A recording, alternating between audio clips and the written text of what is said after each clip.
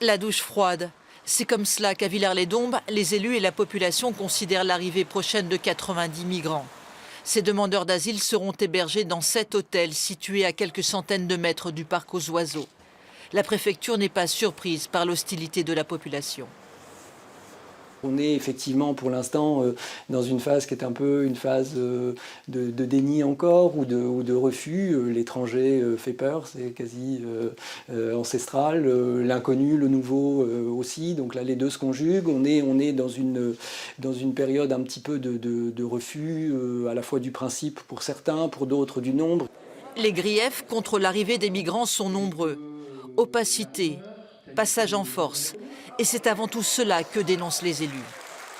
Le déroulé de cette opération qui a été fait dans le dos des élus, dans le dos de ses habitants, sur un territoire aujourd'hui qui mise beaucoup sur son développement économique au travers du tourisme. Le seul hôtel qui était encore disponible et libre sur Villars a donc été racheté dans des conditions peu acceptables dans notre dos. Face à 400 personnes en colère, le sous-préfet et l'association qui va gérer le centre d'accueil tentent de déminer le terrain, d'apaiser, mais sans grand succès.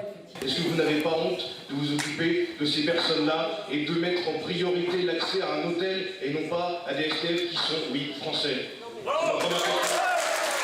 soir, on va pas pouvoir sortir parce que 70 hommes, de 20 à 30 ans, nos jeunes filles ne sont pas en sécurité.